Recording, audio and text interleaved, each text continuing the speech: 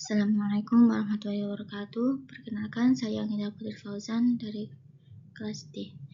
Pada kesempatan kali ini, izinkan saya untuk mempresentasikan hasil tugas saya dengan judul klasifikasi ahli waris. Yang pertama ada ahli waris dari jalur nasab.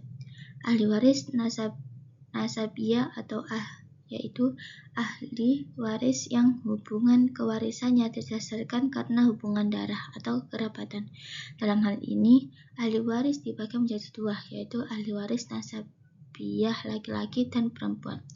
Apabila semua ahli waris perempuan tersebut ketika ada pewaris meninggal dunia, maka yang dapat menerima bagian adalah ibu, anak perempuan, cucu perempuan, garis laki-laki, dan saudara perempuan sekandung. Jika semua ahli waris nasabiyah laki-laki dan perempuan tersebut ada, maka yang dapat menerima warisan adalah ayah, ibu, anak laki-laki, dan anak perempuan.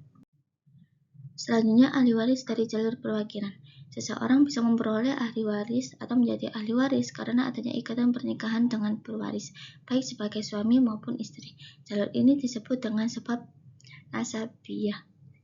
sababiyah, yaitu ahli waris yang timbul akibat adanya hubungan perkawinan, namun syaratnya pernikahan tersebut harus sah menurut syariat. Jika pernikahan dilakukan dengan akad yang tidak sah atau fasid, maka hubungan waris tidak berlaku. Selanjutnya, ahli waris karena wala. Alasan seseorang bisa berhak menerima ahli waris salah satunya adalah adanya ikatan wala. Yang dimaksud dengan wala di sini adalah hak seseorang untuk mewarisi harta peninggalan orang yang telah meninggal karena orang tersebut pernah menjadi tuan yang memerdekakan si mayit ketika masih berstatus budak.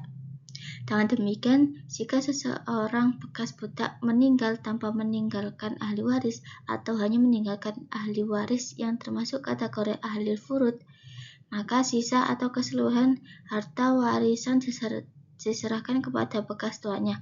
Hal ini merupakan bentuk penghargaan atas jasa kebaikan tuannya yang dahulu membesarkan budaknya. Selanjutnya ada bagian dzawil furud. Ahli waris yang bagian mereka telah ditentukan dalam Al-Quran dan hadis disebut dzawil furud, dan mereka memiliki hak waris yang pasti sebelum warisan dibagikan kepada ahli waris lainnya. Imam Syafi'i dan Imam Maliki berpendapat bahwa dzawil furud harus didahulukan dalam pembagian harta sebelum bagian untuk asabah diberikan. Jika setelah pembagian dzawil furud, sisa harta akan diberikan kepada ahli waris asabah, kecuali dalam kasus rod. Selanjutnya asabah bin nafsi. Yang dimaksud dengan asabah bin nafsi adalah ahli waris yang menjadi asabah sendiri, kecuali suami dan saudara laki-laki seibu. Semua ahli waris laki-laki yang nasabnya dengan mayit tidak diselingi perempuan disebut dengan asabah bin nafsi, dan juga mereka yang memerdekakannya. Selanjutnya asabah bil wairihi, yaitu setiap ahli waris perempuan yang diasabahkan oleh ahli waris laki-laki. Ini juga disebut sebagai dzawil furud watasib, yang berarti bahwa ahli waris yang sebelumnya memiliki hak untuk mendapatkan bagian yang pasti tetapi kehilangan hak tersebut karena ada asabah bin nafsi yang sederajat. Selanjutnya asabah ma'a ghairihi, yaitu perempuan yang semula memiliki bagian tertentu dalam warisan, tetapi karena adanya ahli waris lain dari golongan ahli furud, mereka berubah status menjadi asabah, yakni tidak lagi memperoleh bagian tetap, melainkan mengikuti bagian asabah. Golongan ini terbatas hanya pada saudara perempuan sekandung maupun seayah. Mereka akan berstatus asabah ma'a ghairihi apabila pewaris meninggalkan keturunan perempuan. Selanjutnya konsep mahjub. Konsep mahjub dalam hukum waris Islam mengacu pada ahli waris yang tidak berhak menerima bagian karena ada ahli waris lain dengan hubungan kekerabatan yang lebih dekat karena kepada pewaris. Dengan kata lain, hak waris seseorang menjadi gugur akibat keberadaan ahli waris yang lebih utama dalam garis keturunan.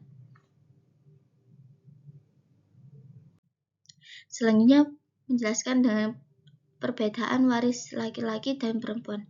Dalil bagian ahli waris laki-laki dan perempuan terdapat dalam surah An-Nisa ayat 7 yang menyatakan bahwa bagi laki-laki ada hak bagian dari harta peninggalan ibu bapak dan kerabatnya, dan bagi perempuan ada hak bagian pula dari harta peninggalan ibu, bapak, dan kerabatnya, baik sedikit maupun banyak, menurut bagian yang telah ditetapkan.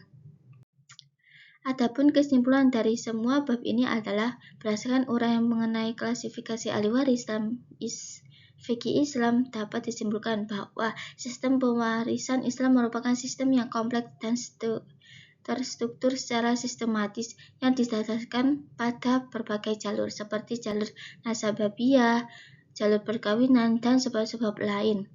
Tiap kategori dalam sistem ini memiliki hak dan bagian tertentu sesuai dengan ketentuan Al-Quran, hadis, fikih, dan yang berlaku. Klasifikasi tersebut memuat berbagai kategori ahli waris, seperti ahli waris dari jalur nasab, ahli waris dari jalur perkawinan, serta ahli waris karena sebab wala. Sekian materi yang sudah saya sampaikan. Mohon maaf apabila ada kesalahan. Saya akhiri. Wassalamualaikum warahmatullahi wabarakatuh.